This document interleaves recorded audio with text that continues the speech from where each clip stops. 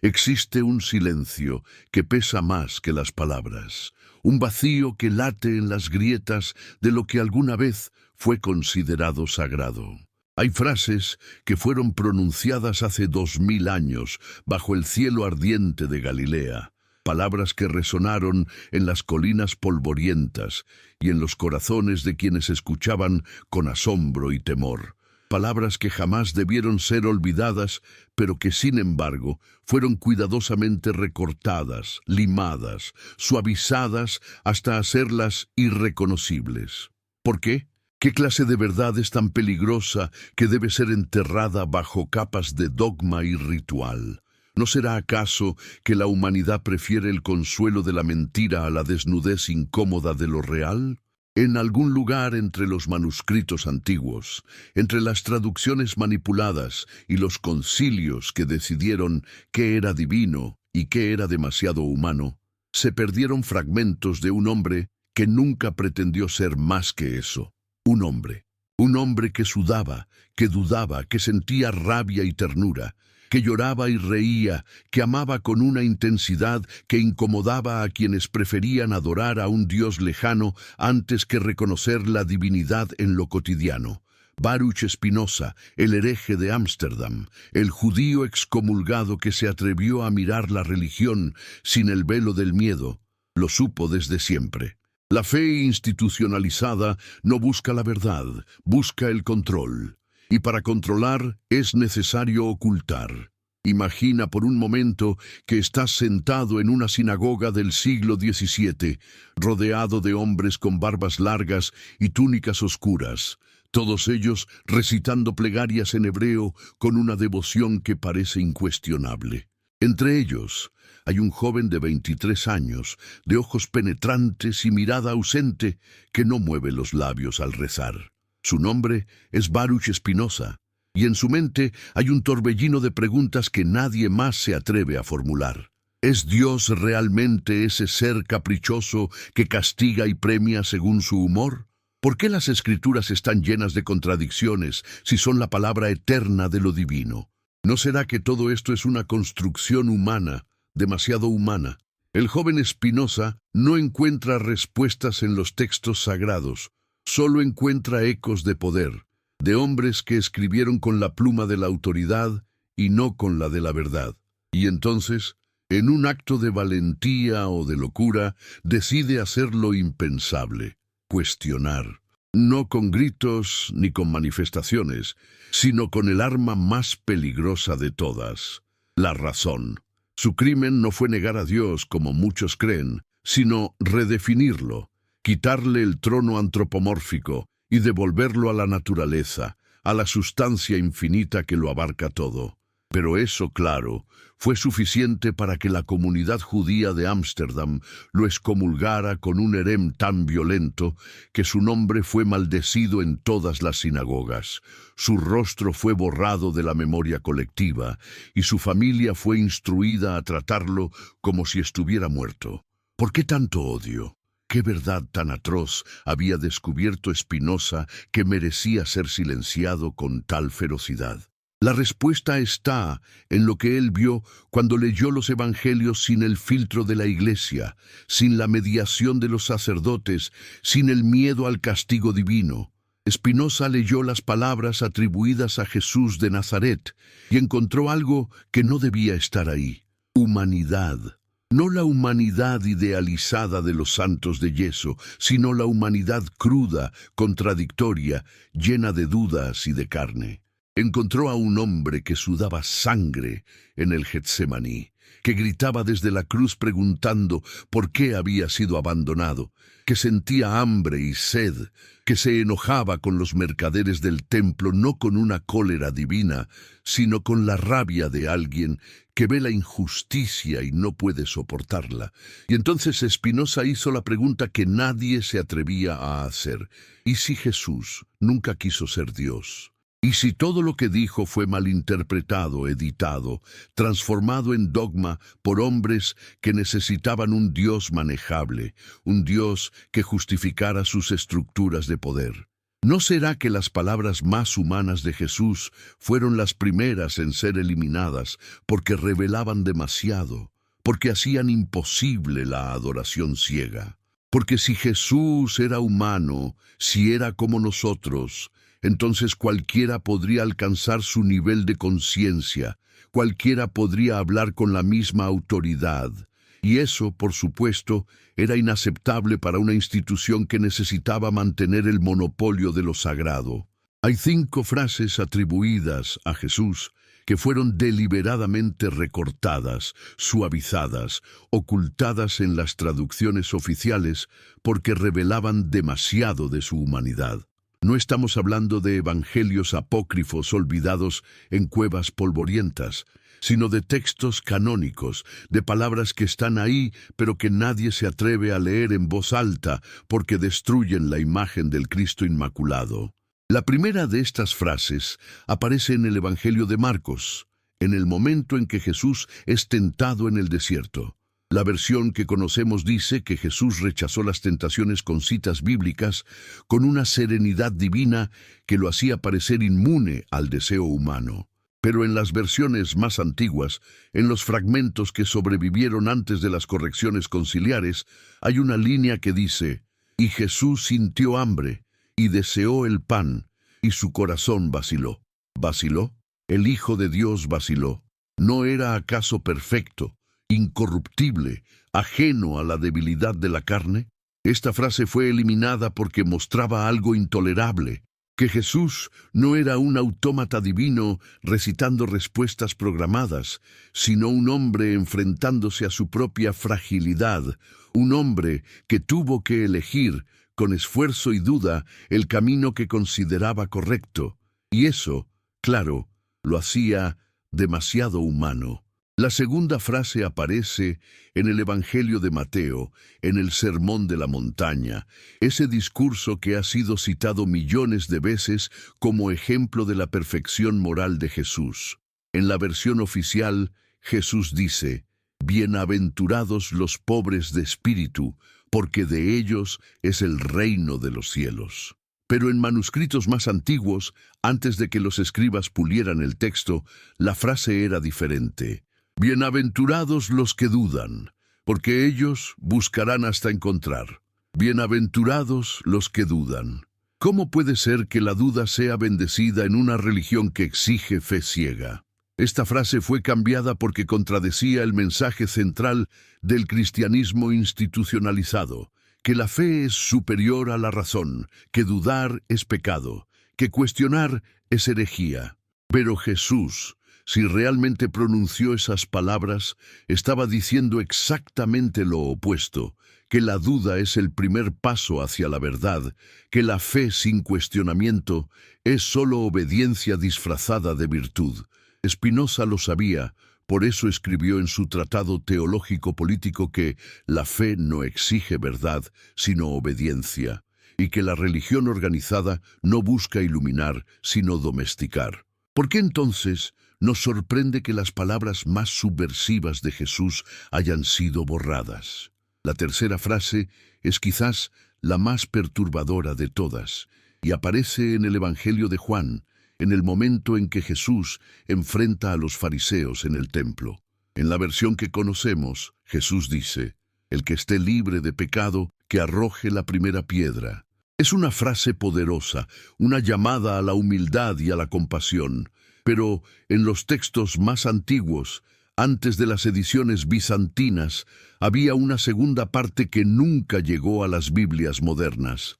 «Porque no hay hombre sobre la tierra que no haya pecado, ni siquiera yo». ¿Ni siquiera yo? Jesús admitiendo que no era perfecto.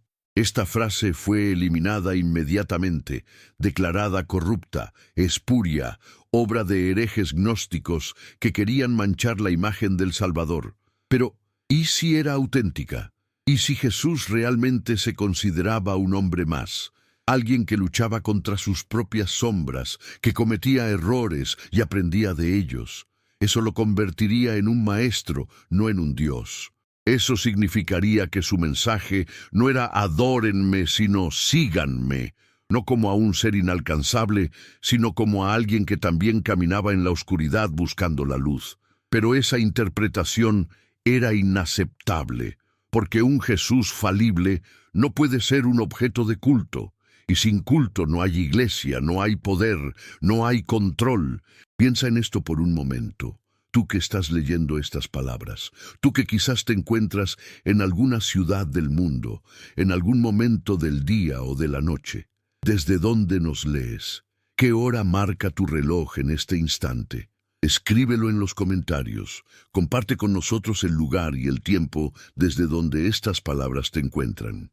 Y si estas reflexiones han removido algo en ti, si han abierto una grieta en las certezas que creías sólidas, comparte este texto con alguien cercano, con ese amigo o familiar que también se hace preguntas, que también se atreve a dudar. Hazlo como un acto de generosidad, como un deseo de que las bendiciones lleguen a sus vidas, no las bendiciones de un Dios distante, sino las que nacen de la búsqueda compartida de la verdad. Porque si algo nos enseñó Spinoza, es que la verdad no es un tesoro que se guarda en cofres cerrados, sino un fuego que debe ser compartido para que no se apague. La cuarta frase aparece en el Evangelio de Lucas, en un contexto que pocos recuerdan, porque ha sido relegado a las notas al pie de las Biblias académicas. Jesús está hablando con sus discípulos después de la resurrección, en ese momento extraño y poco comentado en que se aparece ante ellos y pide comida. En la versión oficial, Jesús come pescado asado para demostrar que tiene un cuerpo físico, que no es un fantasma. Pero en algunos manuscritos coptos hay una línea adicional que dice: y comió con ellos, y sintió el sabor, y dijo: «¿Cuánto he extrañado la comida de los vivos? ¿Cuánto he extrañado?». ¿Eso significa que Jesús, incluso después de resucitar, seguía siendo humano? ¿Que la resurrección no lo había convertido en un ser completamente otro, sino que había conservado su humanidad con todo lo que eso implica: memoria, deseo, nostalgia? Esta frase fue eliminada porque contradecía la teología de la resurrección gloriosa, esa idea de que Jesús había trascendido completamente lo humano para convertirse en algo superior. Pero si Jesús seguía siendo humano incluso después de la muerte, entonces la resurrección no era una transformación radical, sino una continuidad, y eso cambia todo el significado del cristianismo. Ya no se trata de escapar de la humanidad, sino de abrazarla, de entender que lo divino no está en la negación de la carne, sino en su afirmación, en su aceptación, en su celebración. La quinta y última frase es la más polémica, la más peligrosa, la que ha sido suprimida con más violencia que ninguna otra. Aparece en fragmentos de un evangelio que nunca fue incluido en el canon oficial, el Evangelio de los Hebreos, que sobrevivió solo en citas de los padres de la iglesia que lo mencionaban para refutarlo. Según este texto, Jesús dijo en algún momento de su ministerio: «No vine a ser adorado, sino a ser imitado. El que me adora me traiciona porque hace de mí un ídolo y de sí mismo un esclavo». Estas palabras son dinamita pura. Destruyen toda la estructura del cristianismo institucional, toda la maquinaria de la adoración, toda la industria de las reliquias y las peregrinaciones y las misas y los sacramentos. Si Jesús no quería ser adorado, entonces, ¿qué hacemos con las iglesias? ¿Qué hacemos con los rituales? ¿Qué hacemos con los sacerdotes que se proclaman intermediarios entre Dios y los hombres? Spinoza lo expresó con una claridad brutal en su Ética. El amor intelectual de Dios no es adoración, sino comprensión. No se trata de arrodillarse, se trata de entender. No se trata de rezar, se trata de pensar. No se trata de pedir, se trata de descubrir. Y eso, por supuesto, es lo más peligroso que se puede decir en una sociedad construida sobre la obediencia. Entonces volvemos a la pregunta inicial. ¿Por qué fueron recortadas estas frases? ¿Por qué la Iglesia decidió que era mejor un Jesús divino, inalcanzable, perfecto, que un Jesús humano, accesible, falible? La respuesta es simple y aterradora. porque un Jesús humano no necesita intermediarios. Si Jesús era como nosotros, entonces cualquiera puede hacer lo que Él hizo. Cualquiera puede hablar con la misma autoridad. Cualquiera puede tener acceso directo a lo divino, sin necesidad de sacerdotes, sin necesidad de iglesias, sin necesidad de dogmas. Y eso, claro, es inaceptable para una institución que ha construido su poder precisamente sobre la mediación, sobre la idea de que hay un camino único hacia Dios, y ese camino pasa por ellos. Spinoza lo sabía, por eso fue excomulgado. Spinoza lo denunció, por eso su obra fue prohibida. Spinoza lo demostró con una lógica implacable en su tratado teológico político, donde argumentó que los profetas no eran portadores de verdades eternas, sino hombres de su tiempo, con sus limitaciones y sus errores, y que el verdadero conocimiento de Dios no viene de la revelación, sino de la razón, de la observación de la naturaleza, del estudio de las leyes que gobiernan el universo. Pero hay algo más profundo en juego aquí, algo que va más allá de la política eclesiástica y toca el corazón mismo de lo que significa ser humano. Estas frases fueron eliminadas porque revelaban una verdad incómoda, que la divinidad no está en la trascendencia, sino en la inmanencia. No está en el cielo lejano, sino aquí, en la tierra, en la carne, en el sudor y en las lágrimas, en el hambre y en el deseo, en la duda y en la búsqueda. Jesús, el hombre que sintió hambre en el desierto, que dudó en el jardín, que admitió sus imperfecciones, que extrañó la comida de los vivos, que rechazó la adoración, ese Jesús es mucho más poderoso que el Cristo de las vidrieras. Porque ese Jesús nos dice que no estamos solos en nuestra lucha, que no somos inferiores por ser humanos, que la divinidad no es algo que se conquista negando la vida, sino algo que se descubre viviéndola plenamente. Y eso es lo que la Iglesia no pudo tolerar. Porque si la gente descubre que puede ser divina sin renunciar a su humanidad, entonces todo el edificio del pecado y la redención se derrumba. Si la gente descubre que no necesita ser salvada porque nunca estuvo perdida, entonces todo el negocio de la salvación desaparece. Y ahí está el verdadero motivo del recorte, el verdadero crimen que se cometió contra las palabras de Jesús. No fue un error, fue una estrategia. Spinoza entendió esto mejor que nadie. Entendió que la religión organizada no es un camino hacia Dios, sino un obstáculo. Entendió que los dogmas no son verdades reveladas, sino construcciones humanas diseñadas para mantener el orden social. Entendió que la fe verdadera no es la que repite fórmulas aprendidas, sino la que se atreve a cuestionar, a dudar, a buscar. Y por eso fue castigado. No porque fuera ateo, como se le acusó, sino porque era demasiado honesto. No porque negara a Dios, sino porque lo redefinió de una manera que hacía innecesaria la mediación eclesiástica. Su Dios no era un juez en el cielo, sino la naturaleza misma, la sustancia infinita de la que todo surge y a la que todo retorna.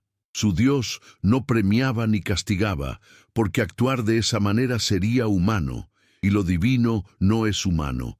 Su Dios era simplemente lo que es, la realidad en su totalidad, sin división entre lo natural y lo sobrenatural, sin separación entre lo sagrado y lo profano. Y si Dios es la naturaleza, entonces conocer a Dios es conocer la naturaleza, estudiarla, comprenderla, amarla, no rezarle, no pedirle favores, no intentar manipularla con rituales, sino entenderla con la razón y vivir en armonía con sus leyes. Ahora, imagina lo que significaría vivir en un mundo que hubiera aceptado estas ideas. Imagina una religión que celebrara la duda en lugar de condenarla, que viera en Jesús no a un Dios inalcanzable, sino a un modelo humano de lucidez y compasión, que enseñara que la divinidad está en nosotros, no como un regalo externo, sino como nuestra propia naturaleza profunda. Imagina iglesias que fueran espacios de investigación y no de repetición, sacerdotes que fueran maestros y no guardianes de secretos, fieles que fueran pensadores y no ovejas. Imagina un cristianismo espinosista, un cristianismo que hubiera conservado las frases eliminadas, que hubiera abrazado la humanidad de Jesús en lugar de ocultarla. ¿Habría sobrevivido como institución? Probablemente no. ¿Habría sido más fiel al mensaje original? Sin duda, porque el mensaje original, si podemos rastrearlo bajo las capas de manipulación y censura, no era adórenme, sino despierten. No era obedezcan, sino comprendan. No era crean, sino busquen. Y buscar, como sabemos, es peligroso, porque quien busca encuentra, y quien encuentra deja de necesitar guías. Las frases recortadas no desaparecieron completamente. Sobreviven en fragmentos, en notas al margen de manuscritos antiguos, en citas de herejes olvidados, en tradiciones orales que fueron transmitidas en secreto de generación en generación. Sobreviven en la obra de Spinoza, que las recuperó no literalmente sino en espíritu, que entendió lo que Jesús estaba tratando de decir incluso cuando las palabras exactas se habían perdido. Sobreviven en todos aquellos que se han atrevido a leer los evangelios sin el filtro de la ortodoxia, que han visto en Jesús no al fundador de una religión, sino al destructor de religiones, al hombre que vino a decirnos que no necesitamos templos, porque el templo está dentro de nosotros, que no necesitamos mediadores, porque cada uno tiene acceso directo a lo divino, que no necesitamos ser salvado, es porque nunca estuvimos condenados. Esa es la verdad que fue enterrada. Esa es la verdad que Spinoza desenterró. Y esa es la verdad que sigue siendo demasiado peligrosa para ser dicha en voz alta en la mayoría de los púlpitos del mundo. Pero ¿qué pasa cuando una verdad es enterrada? ¿Desaparece realmente? ¿O simplemente espera, como una semilla bajo la nieve, el momento adecuado para brotar? La historia nos enseña que las verdades no mueren, solo se duermen. Y cuando despiertan, lo hacen con una fuerza renovada, porque el tiempo las ha purificado, porque la distancia nos permite verlas con más claridad. Las frases recortadas de Jesús están despertando ahora, en este momento, en estas palabras que estás leyendo, no como dogma, no como doctrina, sino como pregunta. ¿Y si Jesús era humano? ¿Y si su grandeza no estaba en ser diferente a nosotros, sino en ser como nosotros, pero más consciente, más despierto, más valiente? ¿Y si su mensaje no era que lo adoráramos, sino que lo siguiéramos, no a Él como persona, sino a su ejemplo como modelo de vida? ¿No sería eso mucho más inspirador que la versión oficial? ¿No nos daría más esperanza saber que alguien como nosotros, con nuestras mismas debilidades y dudas, pudo alcanzar ese nivel de claridad y compasión? Spinoza murió joven, a los 44 años, en una habitación modesta de La Haya, rodeado de libros y lentes pulidos, porque se ganaba la vida como artesano óptico para no depender de nadie.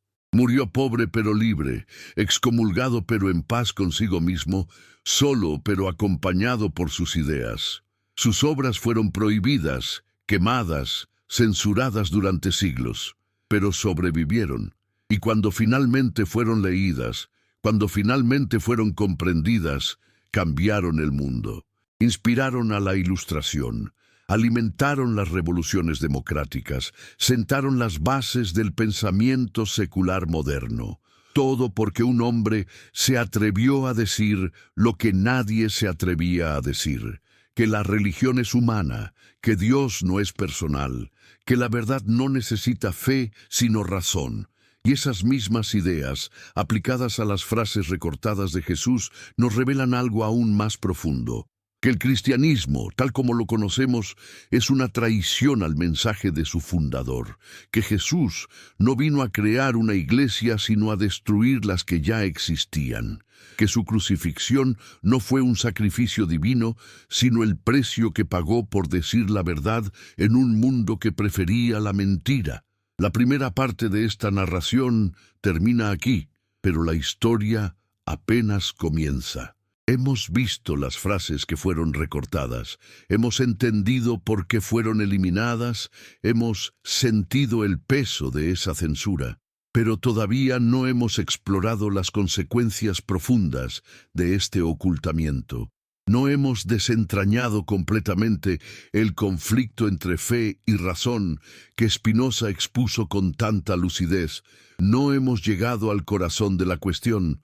¿Qué pasa cuando una religión se construye sobre la negación de la humanidad de su propio fundador?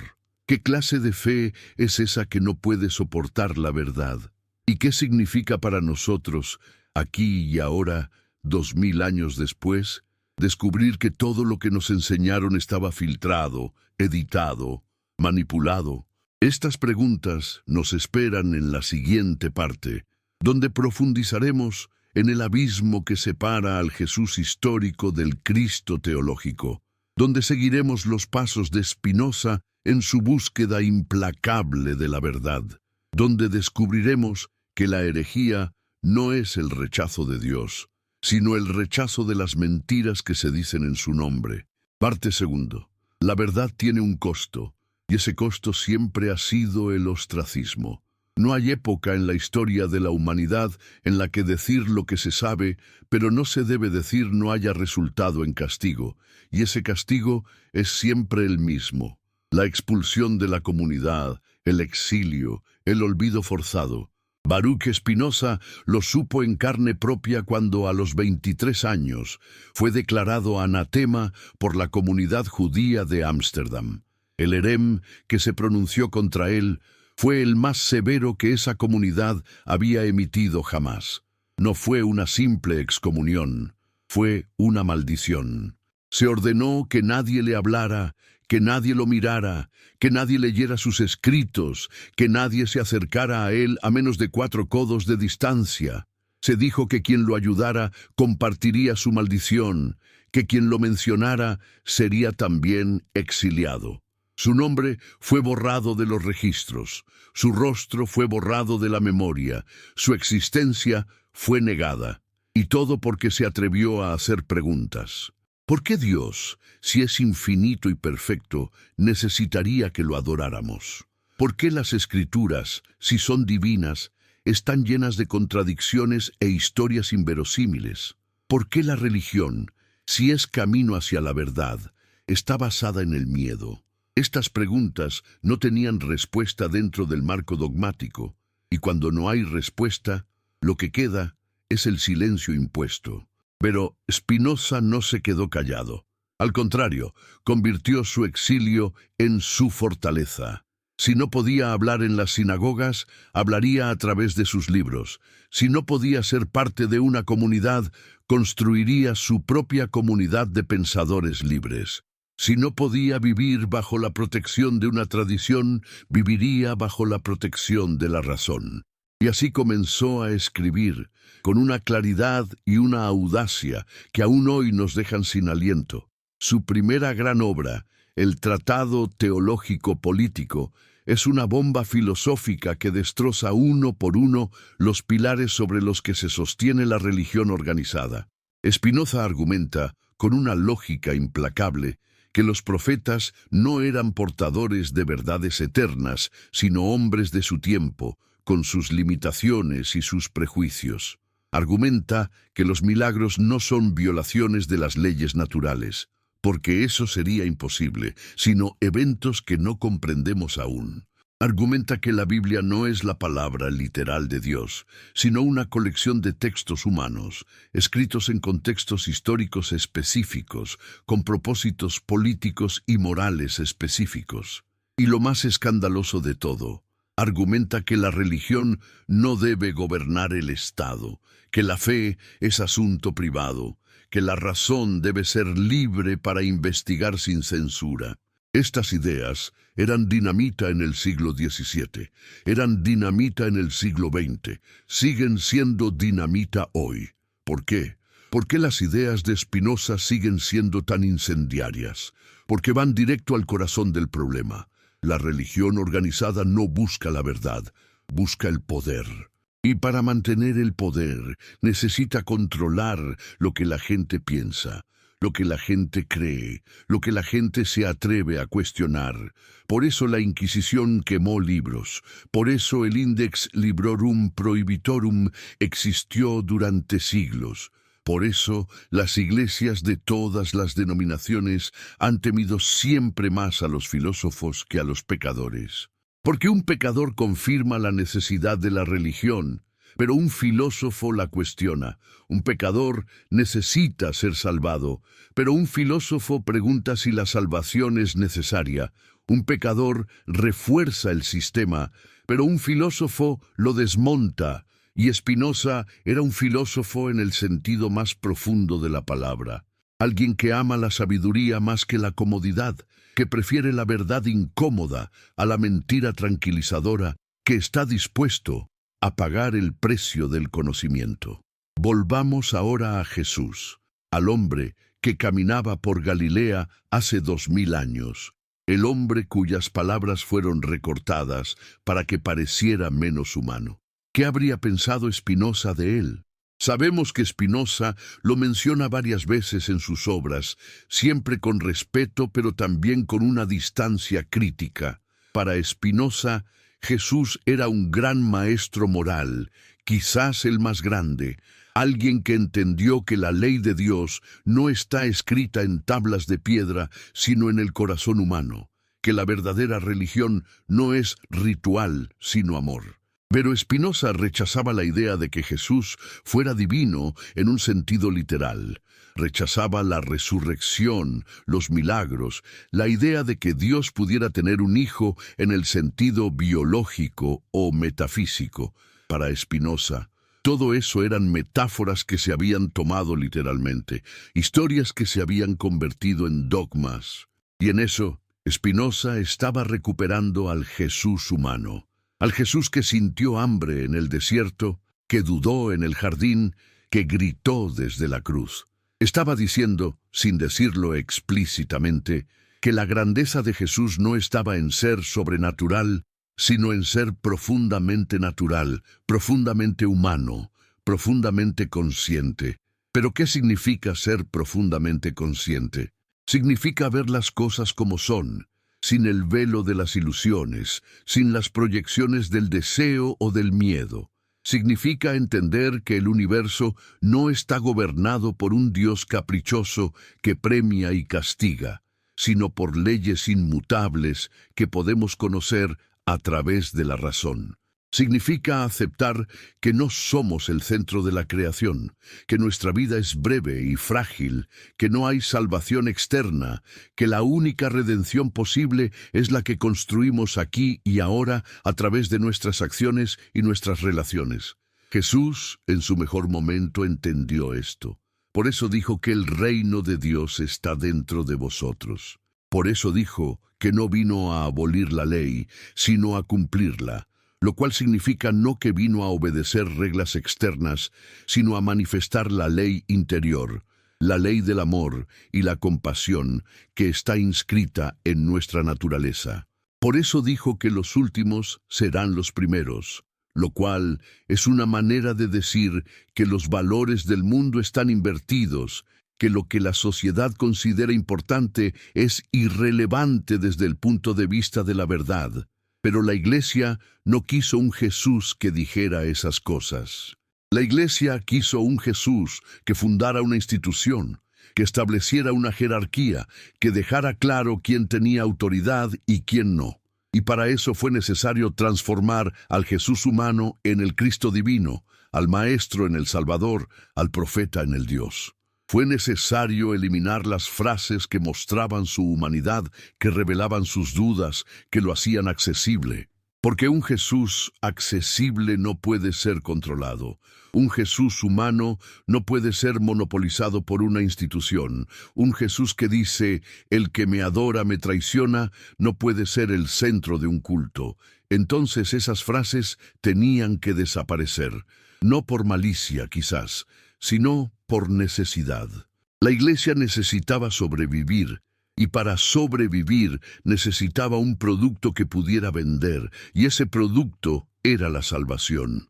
Pero la salvación solo tiene sentido si hay condenación. La redención solo tiene sentido si hay pecado. El Salvador solo tiene sentido si hay algo de lo que ser salvado, y ahí está la trampa. La religión crea el problema que luego pretende resolver. Spinoza lo vio con claridad meridiana. En su Ética escribió que el miedo es la base de todas las supersticiones y que la superstición es la base de todas las religiones organizadas. El miedo a la muerte, el miedo al castigo, el miedo a lo desconocido, el miedo a ser excluido de la comunidad. Todos estos miedos son explotados por las instituciones religiosas para mantener a la gente obediente. Y la obediencia, por supuesto, no es virtud. La obediencia es la muerte del pensamiento. La obediencia es lo que permite que las atrocidades se cometan en nombre de Dios. La obediencia es lo que permite que las frases de Jesús sean recortadas sin que nadie proteste. Porque si la gente estuviera pensando, si la gente estuviera cuestionando, si la gente estuviera buscando la verdad por sí misma, entonces no aceptaría lo que le dicen sin examinarlo, no creería en dogmas solo porque son antiguos, no adoraría sin entender.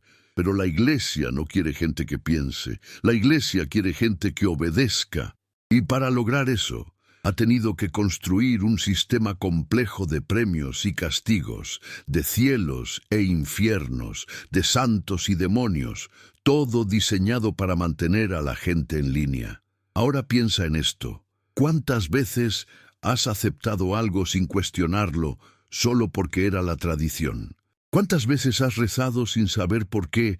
¿Has ido a misa sin entender el ritual? ¿Has repetido credos sin examinar su significado? Y si lo has hecho, no te culpes. Todos lo hemos hecho. Es parte de crecer en una cultura religiosa. Pero llega un momento en la vida en que las preguntas ya no pueden ser silenciadas. Llega un momento en que la repetición se vuelve vacía, en que el ritual se siente mecánico, en que la fe heredada ya no es suficiente. Y ese momento es precisamente el momento en que se abre la posibilidad de una fe verdadera, no la fe ciega de la obediencia, sino la fe lúcida de quien ha buscado y ha encontrado, o al menos ha buscado con honestidad. Spinoza llamó a esto amor intelectual de Dios. No es amor emocional, no es devoción sentimental, es amor que nace del conocimiento, amor que surge cuando entiendes cómo funciona el universo y te maravillas ante su complejidad y su belleza.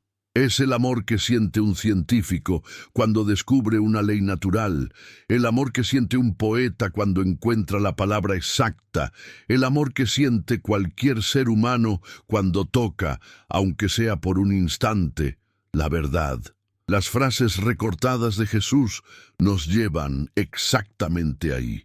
Nos llevan al momento en que la religión deja de ser obediencia y se convierte en comprensión. Nos llevan al momento en que Dios deja de ser un juez externo y se convierte en la naturaleza misma, en la ley que todo lo gobierna, en la sustancia infinita de la que somos parte. Nos llevan al momento en que la salvación deja de ser algo que esperamos en el futuro y se convierte en algo que vivimos en el presente, cuando actuamos con amor y con lucidez, cuando dejamos de proyectar nuestros miedos y nuestros deseos en un cielo imaginario y nos comprometemos con la tierra real, con los seres reales que nos rodean, con la vida real que tenemos entre las manos. Eso es lo que Jesús estaba tratando de decir antes de que sus palabras fueran editadas. Eso es lo que Spinoza recuperó. antes de ser excomulgado. Eso es lo que todavía está esperando ser escuchado, si alguien se atreve a escuchar. Pero ¿quién se atreve? ¿Quién está dispuesto a abandonar la comodidad de las certezas heredadas? ¿Quién tiene el valor de enfrentar el vértigo de la duda, de caminar en la oscuridad sin la muleta de un dogma que le diga qué pensar? No muchos. La mayoría prefiere la seguridad de la mentira a la incertidumbre de la verdad. La mayoría prefiere pertenecer a una comunidad, aunque esa comunidad esté basada en ilusiones, que estar solo con su conciencia. La mayoría prefiere rezar a un Dios inventado que enfrentar la vastedad indiferente del universo. Y no los juzgo. Es difícil ser libre. Es difícil pensar por uno mismo. Es difícil aceptar que no hay salvación externa, que no hay nadie que venga a rescatarnos, que somos responsables de nuestra propia vida y de nuestras propias elecciones. Es mucho más fácil delegar esa responsabilidad en un Dios, en una iglesia, en un libro sagrado, pero esa facilidad tiene un precio, la pérdida de la autenticidad. Porque vivir según reglas externas, por más sagradas que parezcan, no es vivir de verdad. Es representar un papel, es seguir un guión escrito por otros, es ser un actor en una obra que no elegiste. Jesús lo sabía. Por eso chocó con los fariseos, que eran los guardianes de la ley, los que se preocupaban más por las apariencias que por la sustancia. Por eso volcó las mesas de los mercaderes en el templo, porque vio que habían convertido la religión en un negocio. Por eso dijo que no vino a traer paz sino espada, porque sabía que la verdad divide, que la verdad rompe familias, que la verdad hace enemigos. Y por eso fue crucificado, no porque fuera un blasfemo en el sentido teológico, sino porque era un subversivo en el sentido político, porque estaba cuestionando las estructuras de poder, tanto las religiosas como las civiles. Porque estaba diciendo que el reino de Dios no está en el templo ni en el palacio, sino en el corazón de cada persona. Y eso era intolerable para quienes derivaban su autoridad de la mediación entre Dios y los hombres. Si cada persona tiene acceso directo a Dios, si cada persona puede conocer la verdad por sí misma, entonces, ¿para qué sirven los sacerdotes? ¿Para qué sirven los reyes? ¿Para qué sirven las instituciones? Esa pregunta era demasiado peligrosa. Esa pregunta tenía que ser silenciada, y la manera de silenciarla era eliminando al que la hacía. Pero no se puede eliminar una idea matando a quien la pronuncia. Las ideas no mueren, solo se transforman. Y la idea de Jesús, la idea de que cada persona es capaz de conocer la verdad y vivir según ella sin necesidad de intermediarios, esa idea sobrevivió a pesar de todos los esfuerzos por suprimirla. Sobrevivió en los evangelios, incluso en los fragmentos que fueron recortados, porque los fragmentos siempre dejan rastros. Sobrevivió en los movimientos heréticos que surgieron a lo largo de la historia del cristianismo, los gnósticos, los cátaros, los cuáqueros, todos ellos insistiendo en que la verdad está dentro, no fuera. Sobrevivió en Spinoza, que la reformuló en términos filosóficos, que la defendió con argumentos racionales, que la vivió hasta el final, a pesar del ostracismo. Y sobrevive hoy, en este texto que estás leyendo, en las preguntas que te estás haciendo mientras lees, en la inquietud que sientes cuando algo de lo que digo resuena con algo que ya sabías, pero no te atrevías a pensar. Porque la verdad no es algo que se descubre, es algo que se recuerda. No es algo que llega de fuera, es algo que ya está dentro, esperando ser reconocido. Jesús lo dijo. El reino de Dios está dentro de vosotros. Spinoza lo dijo.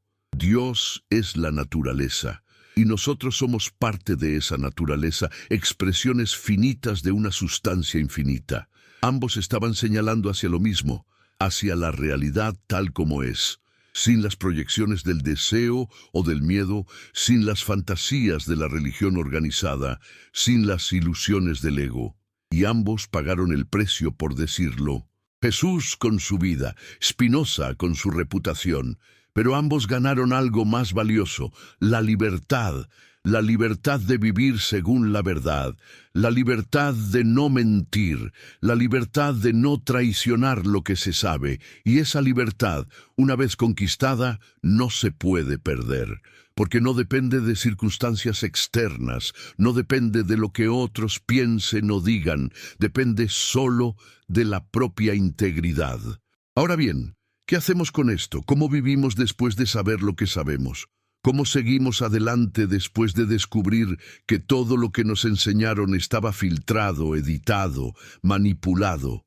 Esa es la pregunta más difícil de todas, porque no hay un manual para vivir fuera del dogma.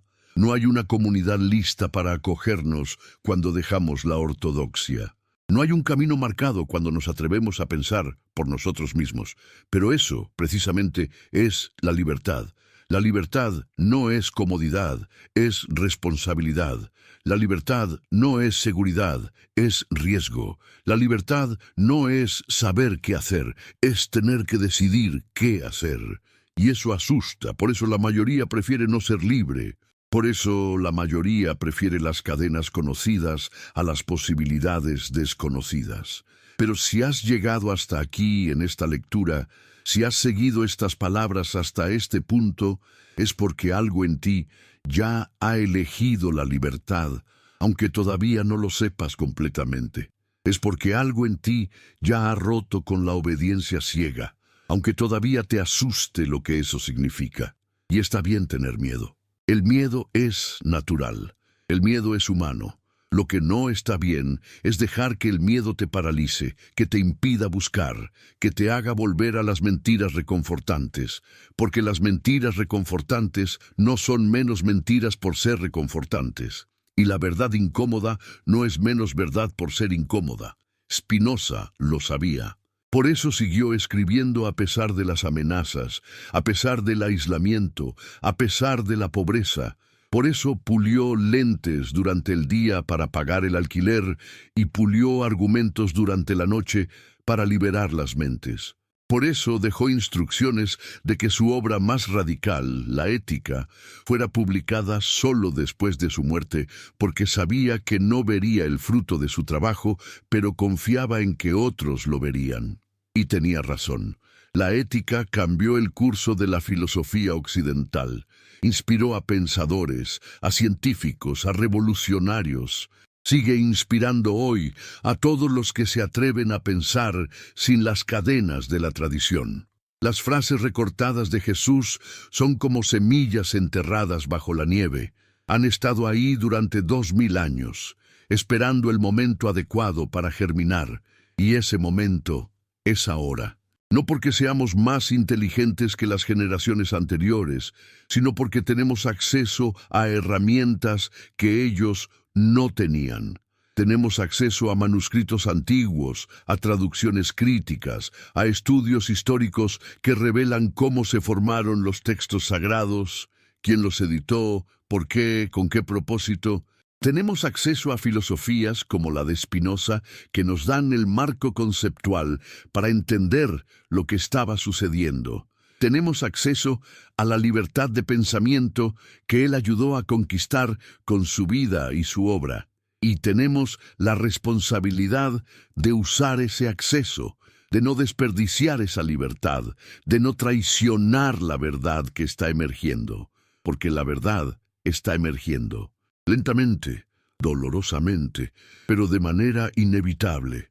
Cada vez más gente cuestiona los dogmas.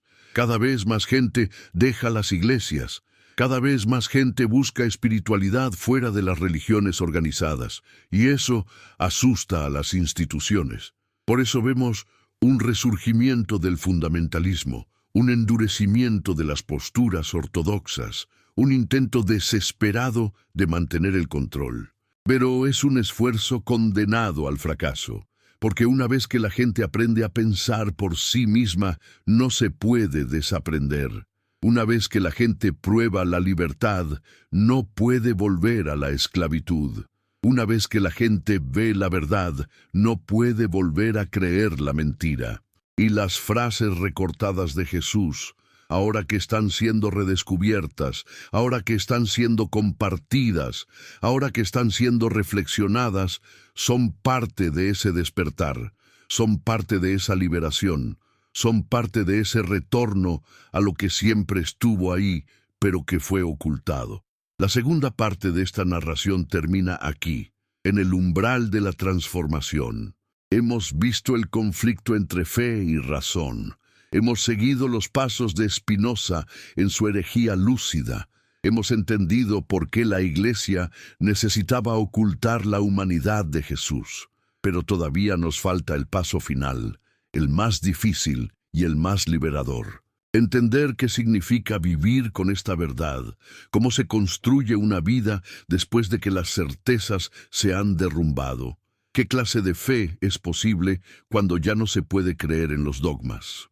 Eso es lo que exploraremos en la tercera y última parte, donde alcanzaremos el clímax filosófico de esta reflexión, donde cerraremos el círculo que comenzó con una pregunta y terminará con una invitación a vivir de otra manera. Parte 13. Hay un momento en la vida de todo buscador en el que las certezas se derrumban y lo que queda no es vacío, sino claridad. Es un momento aterrador y liberador a la vez, porque implica renunciar a todo lo que se creyó saber, a todas las muletas conceptuales que sostenían la identidad, a todas las historias reconfortantes que explicaban el sufrimiento y prometían sentido.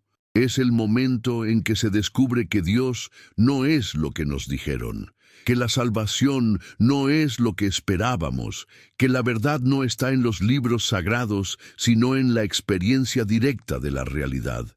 Spinoza vivió ese momento cuando fue excomulgado.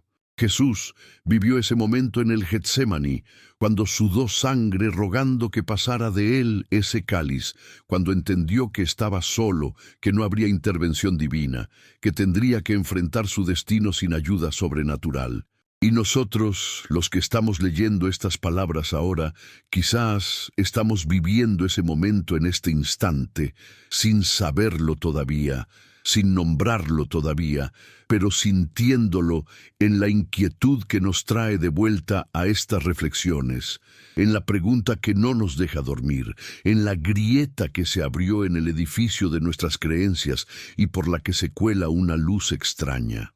¿Qué es esa luz? No es la luz de una nueva doctrina que venga a reemplazar a la antigua. No es la luz de un gurú que tenga todas las respuestas.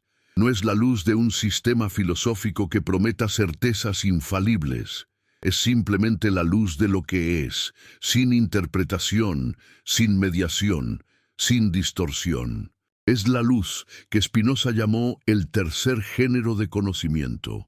Ese conocimiento intuitivo que surge cuando la mente se identifica con el orden eterno de las cosas, cuando deja de proyectar sus deseos y sus miedos sobre la realidad y la ve tal como es. Es la luz que Jesús trató de transmitir cuando dijo que el reino de Dios está dentro de vosotros, cuando señaló hacia adentro en lugar de hacia arriba, cuando insistió en que la verdad no está en las Escrituras, sino en el corazón. Pero esa luz es cegadora para quien ha vivido toda su vida en la oscuridad del dogma. Esa luz quema las ilusiones. Esa luz destruye las identidades falsas. Esa luz no consuela, libera. Y la liberación, como sabemos, es más dolorosa que la esclavitud, al menos al principio. Las frases recortadas de Jesús son portadoras de esa luz. Cuando leemos que Jesús sintió hambre y su corazón vaciló, cuando leemos que bendijo a los que dudan, cuando leemos que admitió no estar libre de pecado, cuando leemos que extrañó la comida de los vivos, cuando leemos que rechazó la adoración, estamos frente a un espejo que nos devuelve nuestra propia humanidad. Estamos frente a la evidencia de que no hay diferencia esencial entre Él y nosotros, de que su grandeza no estaba en ser sobrenatural, sino en ser profundamente natural, profundamente consciente, profundamente valiente. Y si no hay diferencia esencial, entonces no hay excusa. No podemos decir yo no puedo porque no soy divino. No podemos refugiarnos en nuestra supuesta inferioridad. No podemos escondernos detrás de la idea de que somos pecadores irredimibles que necesitan ser salvados. Porque si Jesús era humano y alcanzó lo que alcanzó, entonces nosotros también podemos. Y esa posibilidad es aterradora, porque implica responsabilidad total. Implica que no hay nadie a quien culpar por nuestros fracasos, nadie a quien pedirle que nos salve, nadie que venga a rescatarnos. Implica que somos los únicos responsables de nuestra vida, de nuestras elecciones, de nuestro despertar o de nuestra inconsciencia. Spinoza entendió esto mejor que nadie. Su filosofía es una filosofía de la inmanencia radical, de la total ausencia de trascendencia. No hay un Dios fuera del mundo que intervenga en los asuntos humanos. No hay milagros, no hay providencia, no hay gracia divina que caiga del cielo. Hay solo la naturaleza con sus leyes inmutables, y nosotros somos parte de esa naturaleza. Somos modos finitos de una sustancia infinita, olas en el océano, expresiones temporales de algo eterno. Y nuestra tarea no es escapar de la naturaleza como prometen las religiones de salvación, sino comprenderla, amarla, fluir con ella. Nuestra tarea no es trascender nuestra humanidad, sino realizarla plenamente. Nuestra tarea no es convertirnos en ángeles, sino en seres humanos completos, conscientes, libres. Y para eso no necesitamos iglesias, no necesitamos sacerdotes, no necesitamos sacramentos. Necesitamos razón, necesitamos valentía, necesitamos honestidad, necesitamos atrevernos a pensar, a sentir, a vivir sin las redes de seguridad de los dogmas. Pero ¿cómo se vive así? ¿Cómo se vive sin la promesa de una vida después de la muerte? ¿Cómo se vive sin la idea de que hay un Dios personal que se preocupa por nosotros? ¿Cómo se vive sin el consuelo de creer que todo tiene un propósito, que todo sucede por una razón, que hay justicia cósmica? La respuesta de Spinoza es clara y brutal. Se vive mejor. Se vive mejor porque se vive en la verdad. Se vive mejor porque no se desperdicia energía en fantasías. Se vive mejor porque se aprecia lo que es, no lo que se desea que sea. Se vive mejor porque cada momento adquiere un peso infinito cuando se sabe que es el único momento que existe, que no hay segunda oportunidad en otra vida, que esta vida, aquí y ahora, es todo lo que tenemos. Y eso, lejos de ser deprimente, es liberador, porque nos obliga a vivir de verdad, a estar presentes, a amar con intensidad, a crear con urgencia, a no postergar nada esperando una redención futura. Nos obliga a ser responsables, a no delegar en Dios lo que podemos hacer nosotros, a no esperar que el cielo resuelva lo que la tierra necesita que resolvamos. Las frases recortadas de Jesús apuntan en la misma dirección. Cuando Jesús bendice a los que dudan, está diciendo que la duda no es enemiga de la fe, sino su condición, porque la fe que no ha sido puesta a prueba, la fe que no ha pasado por el fuego de la duda, no es fe, sino miedo disfrazado. Es adhesión a una autoridad externa, es necesidad de pertenecer, es cobardía intelectual. La fe verdadera, la fe que merece ese nombre, es la que emerge del otro lado de la duda, cuando todas las certezas han sido examinadas y solo queda lo que resiste el examen. Y lo que resiste el examen no son los dogmas, no son las creencias heredadas, no son los rituales mecánicos. Lo que resiste el examen es la experiencia directa de la verdad, la comprensión vivida de que somos parte de algo más grande, de que estamos conectados con todo lo que existe, de que el amor no es un mandamiento, sino la estructura misma de la realidad. Eso es lo que Spinoza descubrió cuando escribió que sentir y experimentar que somos eternos es el grado más alto de conocimiento. No creerse eternos, no esperar serlo en el futuro, sino sentirlo ahora, en la inmediatez de la experiencia, cuando la mente se libera de la ilusión del ego separado y se reconoce como parte del todo. Jesús lo vivió. Por eso pudo decir: Yo y el Padre somos uno. No estaba reclamando divinidad exclusiva, estaba expresando una experiencia de unidad con lo divino que está disponible para todos. Estaba diciendo lo que los Mist Pardus Parte Sunt, continuación completa. La verdad tiene un costo, y ese costo siempre ha sido el ostracismo. No hay época en la historia de la humanidad en la que decir lo que se sabe pero no se debe decir no haya resultado en castigo. Y ese castigo es siempre el mismo, la expulsión de la comunidad, el exilio, el olvido forzado. Baruch Spinoza lo supo en carne propia cuando a los 23 años fue declarado anatema por la comunidad judía de Ámsterdam. El herem que se pronunció contra él fue el más severo que esa comunidad había emitido jamás. No fue una simple excomunión, fue una maldición. Se ordenó que nadie le hablara, que nadie lo mirara, que nadie leyera sus escritos, que nadie se acercara a él a menos de 4 codos de distancia. Se dijo que quien lo ayudara compartiría su maldición, que quien lo mencionara sería también exiliado. Su nombre fue borrado de los registros, su rostro fue borrado de la memoria, su existencia fue negada, y todo porque se atrevió a hacer preguntas. ¿Por qué Dios, si es infinito y perfecto, necesitaría que lo adoráramos? ¿Por qué las Escrituras, si son divinas, están llenas de contradicciones e historias inverosímiles? ¿Por qué la religión, si es camino hacia la verdad, está basada en el miedo? Estas preguntas no tenían respuesta dentro del marco dogmático, y cuando no hay respuesta, lo que queda es el silencio impuesto. Pero Spinoza no se quedó callado. Al contrario, convirtió su exilio en su fortaleza. Si no podía hablar en las sinagogas, hablaría a través de sus libros. Si no podía ser parte de una comunidad, construiría su propia comunidad de pensadores libres. Si no podía vivir bajo la protección de una tradición, viviría bajo la protección de la razón. Y así comenzó a escribir, con una claridad y una audacia que aún hoy nos dejan sin aliento. Su primera gran obra, el Tratado Teológico Político, es una bomba filosófica que destroza uno por uno los pilares sobre los que se sostiene la religión organizada. Spinoza argumenta, con una lógica implacable, que los profetas no eran portadores de verdades eternas, sino hombres de su tiempo, con sus limitaciones y sus prejuicios.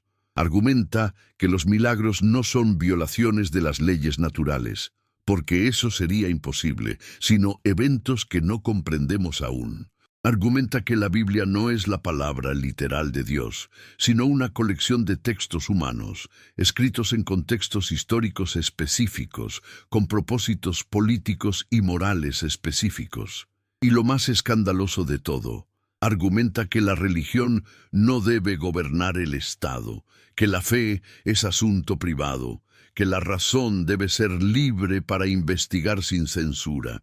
Estas ideas eran dinamita en el siglo XVII, eran dinamita en el siglo XX, siguen siendo dinamita hoy. ¿Por qué? ¿Por qué las ideas de Spinoza siguen siendo tan incendiarias? Porque van directo al corazón del problema. La religión organizada no busca la verdad, busca el poder. Y para mantener el poder necesita controlar lo que la gente piensa, lo que la gente cree, lo que la gente se atreve a cuestionar. Por eso la Inquisición quemó libros, por eso el Index Librorum Prohibitorum existió durante siglos.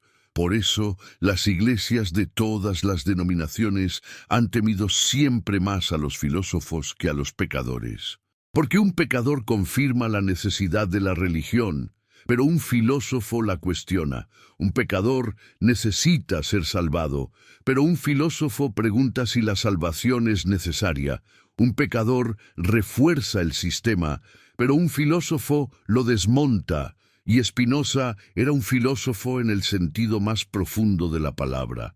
Alguien que ama la sabiduría más que la comodidad, que prefiere la verdad incómoda a la mentira tranquilizadora, que está dispuesto a pagar el precio del conocimiento.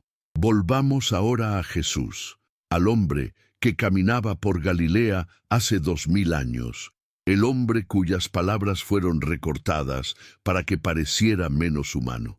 ¿Qué habría pensado Spinoza de él? Sabemos que Spinoza lo menciona varias veces en sus obras, siempre con respeto pero también con una distancia crítica. Para Spinoza, Jesús era un gran maestro moral, quizás el más grande, alguien que entendió que la ley de Dios no está escrita en tablas de piedra, sino en el corazón humano, que la verdadera religión no es ritual, sino amor.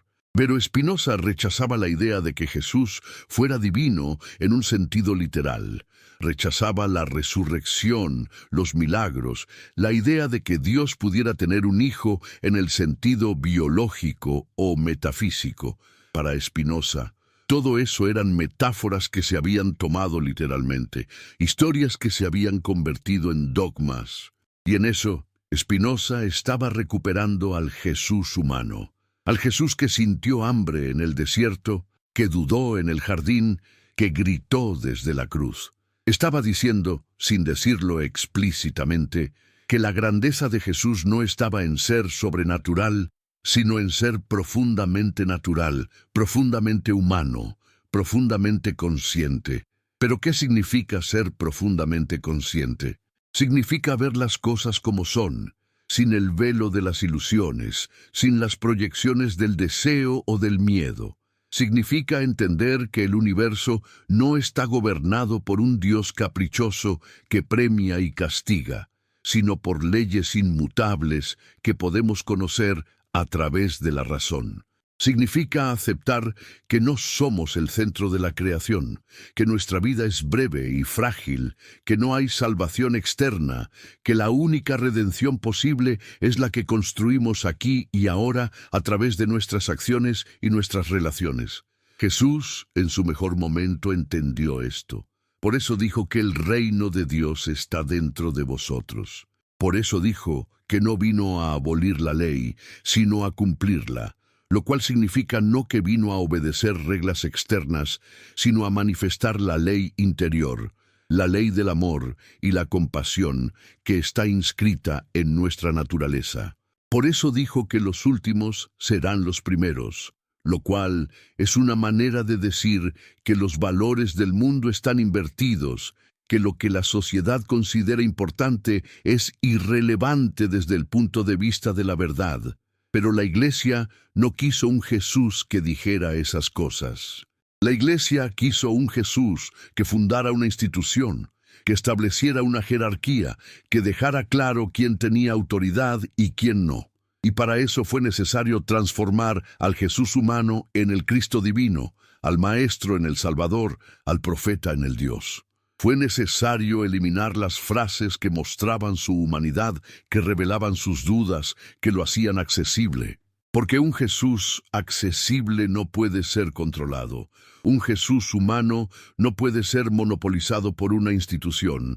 Un Jesús que dice, el que me adora me traiciona, no puede ser el centro de un culto. Entonces esas frases tenían que desaparecer. No por malicia, quizás, sino por necesidad. La Iglesia necesitaba sobrevivir, y para sobrevivir necesitaba un producto que pudiera vender, y ese producto era la salvación. Pero la salvación solo tiene sentido si hay condenación. La redención solo tiene sentido si hay pecado. El Salvador solo tiene sentido si hay algo de lo que ser salvado, y ahí está la trampa. La religión crea el problema que luego pretende resolver. Spinoza lo vio con claridad meridiana. En su Ética escribió que el miedo es la base de todas las supersticiones y que la superstición es la base de todas las religiones organizadas. El miedo a la muerte, el miedo al castigo, el miedo a lo desconocido, el miedo a ser excluido de la comunidad. Todos estos miedos son explotados por las instituciones religiosas para mantener a la gente obediente. Y la obediencia, por supuesto, no es virtud. La obediencia es la muerte del pensamiento. La obediencia es lo que permite que las atrocidades se cometan en nombre de Dios.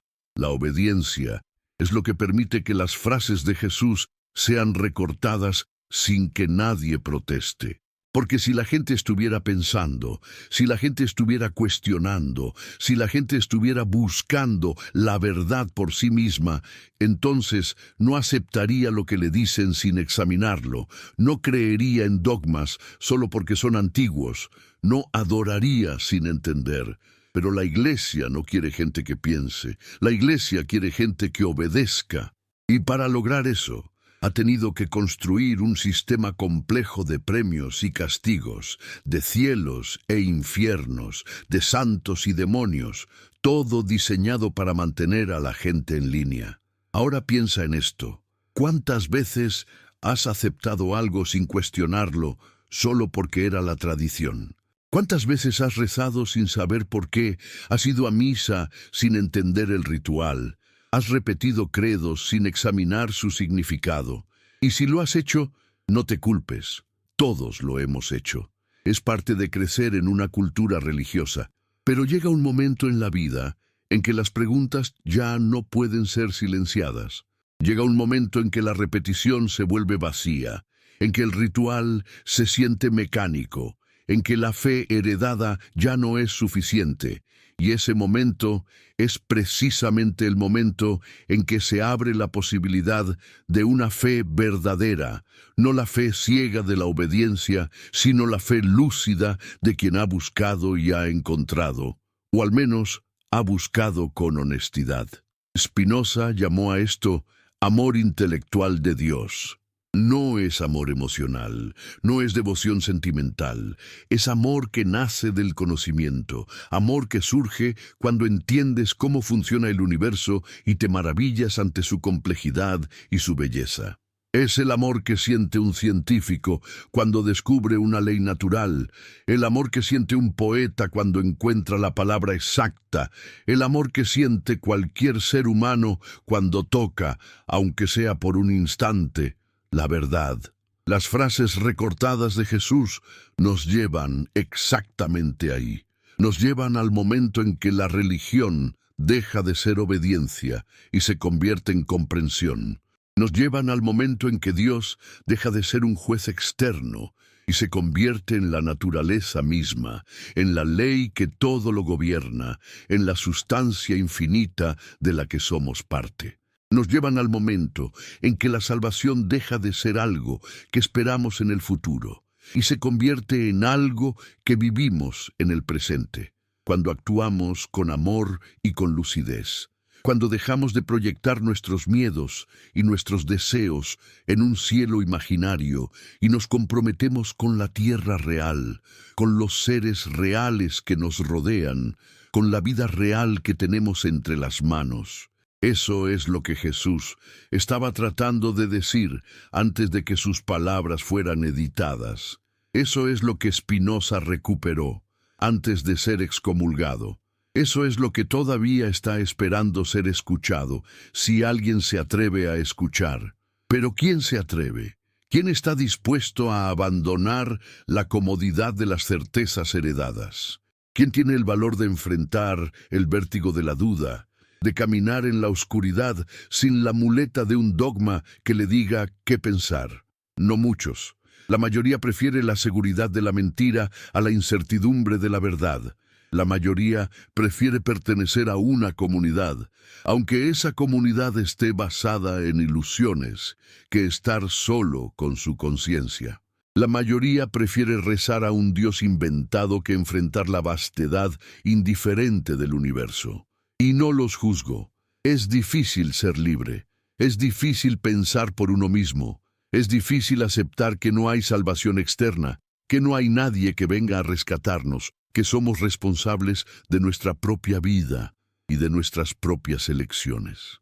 Es mucho más fácil delegar esa responsabilidad en un Dios, en una iglesia, en un libro sagrado. Pero esa facilidad tiene un precio, la pérdida de la autenticidad.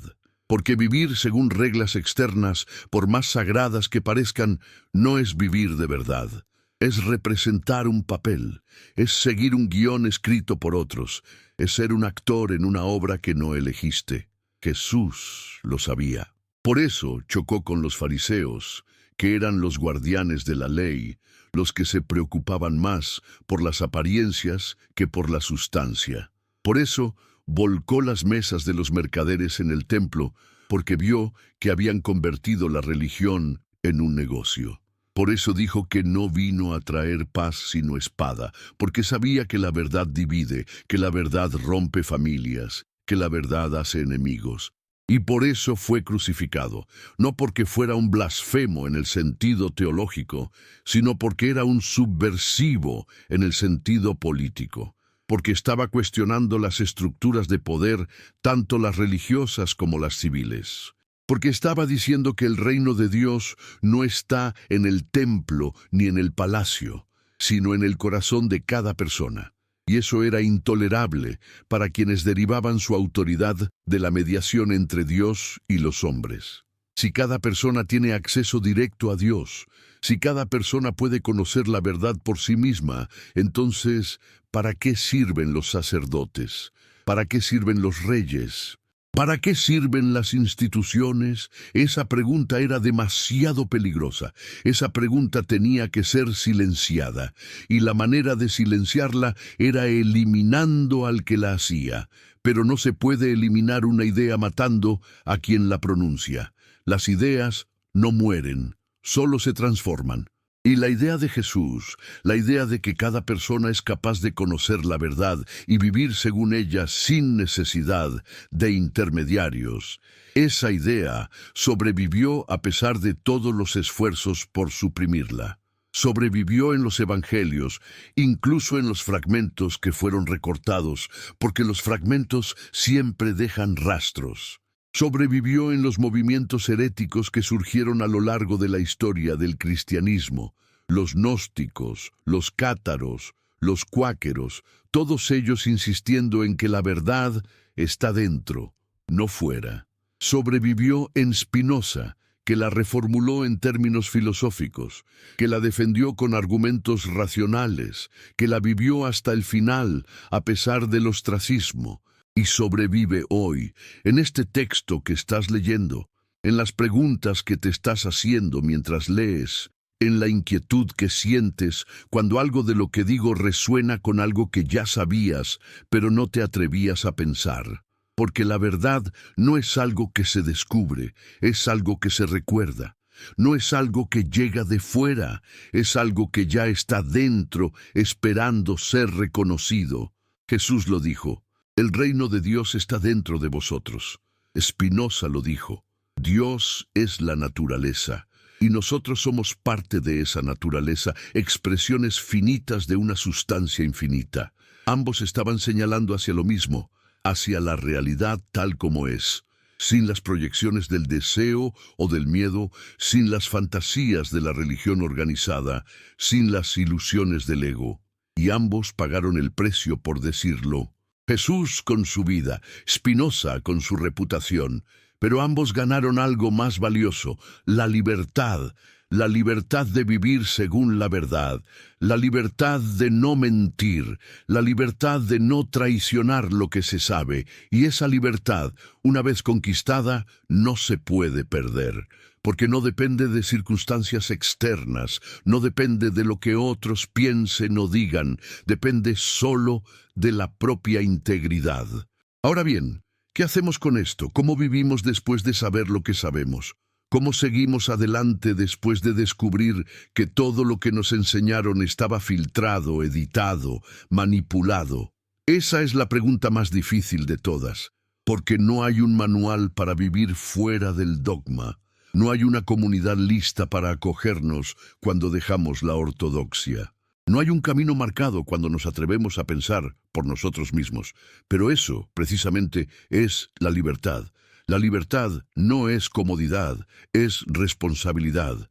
La libertad no es seguridad, es riesgo. La libertad no es saber qué hacer, es tener que decidir qué hacer. Y eso asusta, por eso la mayoría prefiere no ser libre. Por eso la mayoría prefiere las cadenas conocidas a las posibilidades desconocidas. Pero si has llegado hasta aquí en esta lectura, Si has seguido estas palabras hasta este punto, es porque algo en ti ya ha elegido la libertad, aunque todavía no lo sepas completamente. Es porque algo en ti ya ha roto con la obediencia ciega, aunque todavía te asuste lo que eso significa. Y está bien tener miedo. El miedo es natural. El miedo es humano. Lo que no está bien es dejar que el miedo te paralice, que te impida buscar, que te haga volver a las mentiras reconfortantes, porque las mentiras reconfortantes no son menos mentiras por ser reconfortantes, y la verdad incómoda no es menos verdad por ser incómoda. Spinoza lo sabía. Por eso siguió escribiendo a pesar de las amenazas, a pesar del aislamiento, a pesar de la pobreza.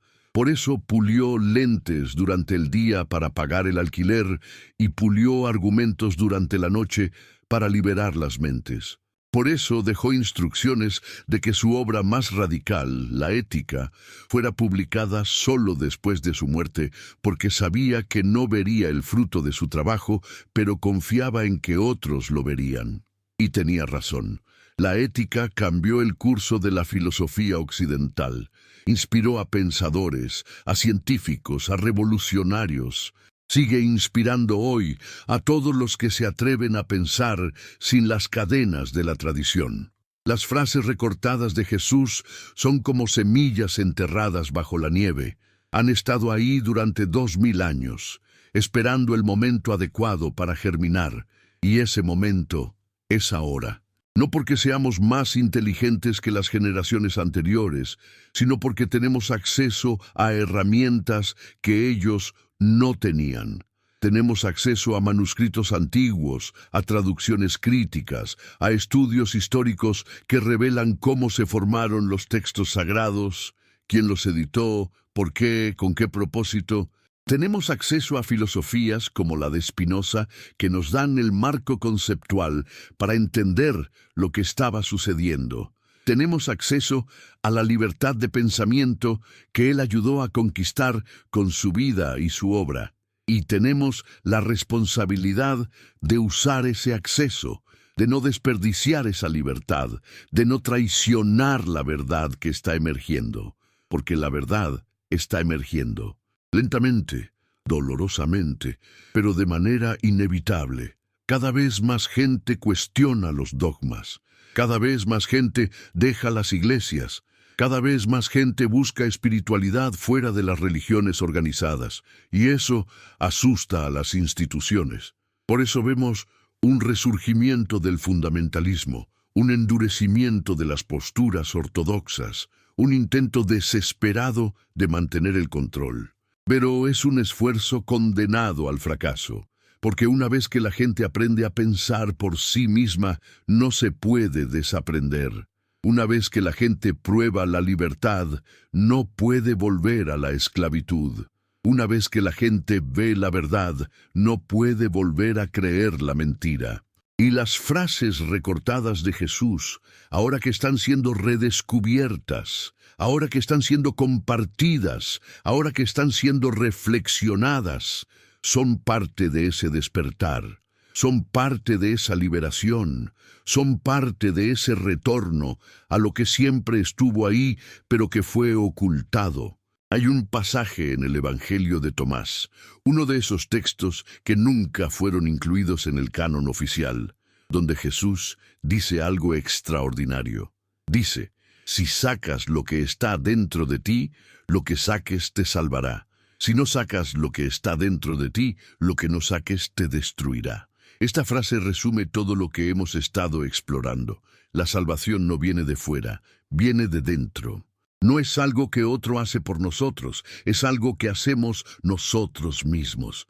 No es un don gratuito que cae del cielo, es un trabajo, una búsqueda, una excavación. Y ese trabajo comienza con la pregunta, con la duda, con el cuestionamiento de lo que nos dijeron que era verdad.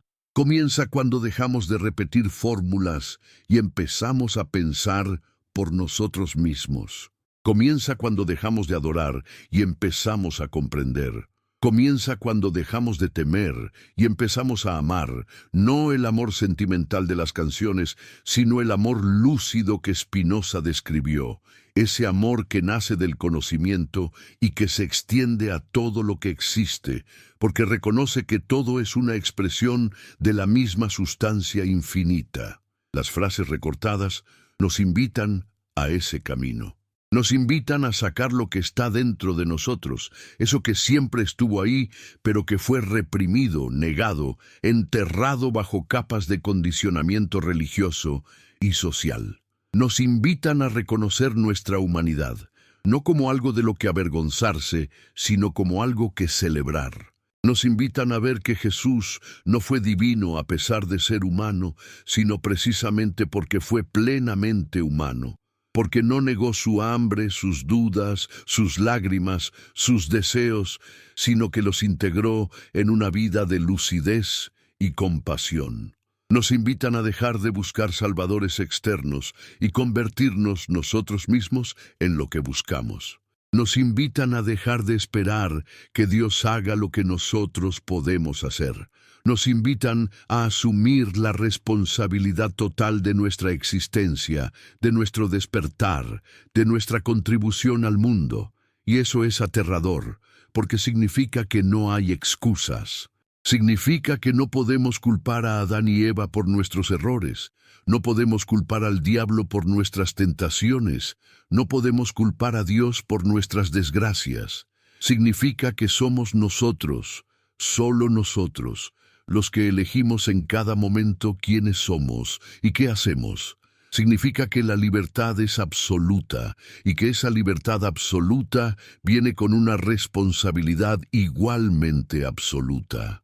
Spinoza lo entendió cuando escribió que somos tan libres como conscientes, que la libertad no es ausencia de determinación, sino comprensión de la determinación, que cuando entendemos por qué hacemos lo que hacemos, cuando vemos las causas que nos mueven, entonces podemos elegir actuar de acuerdo con nuestra naturaleza más profunda en lugar de ser arrastrados por pasiones que no comprendemos. Las frases recortadas de Jesús son un espejo.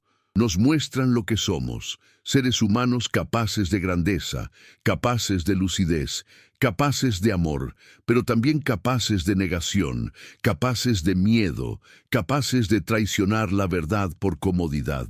Nos muestran que entre nosotros y Jesús no hay un abismo ontológico, sino solo una diferencia de grado, una diferencia de conciencia, una diferencia de valentía. Y si la diferencia es solo de grado, entonces podemos cerrarla, podemos despertar, podemos vivir como Él vivió, no repitiendo sus palabras como loros, sino entendiendo lo que estaba señalando, no adorándolo, sino siguiéndolo, no haciendo de Él un ídolo, sino haciendo de nosotros mismos lo que Él fue, seres humanos plenamente realizados. La segunda parte de esta narración termina aquí, en el umbral de la transformación. Hemos visto el conflicto entre fe y razón. Hemos seguido los pasos de Spinoza en su herejía lúcida. Hemos entendido por qué la Iglesia necesitaba ocultar la humanidad de Jesús. Pero todavía nos falta el paso final, el más difícil y el más liberador. Entender qué significa vivir con esta verdad, cómo se construye una vida después de que las certezas se han derrumbado, qué clase de fe es posible cuando ya no se puede creer en los dogmas. Eso es lo que exploraremos en la tercera y última parte, donde alcanzaremos el clímax filosófico de esta reflexión, donde cerraremos el círculo que comenzó con una pregunta y terminará con una invitación a vivir de otra manera, donde descubriremos que la verdad, por más tiempo que sea enterrada, siempre encuentra la manera de emerger, y que esa emergencia está sucediendo ahora mismo, en este instante, mientras lees estas palabras, y algo dentro de ti se remueve, reconoce, despierta.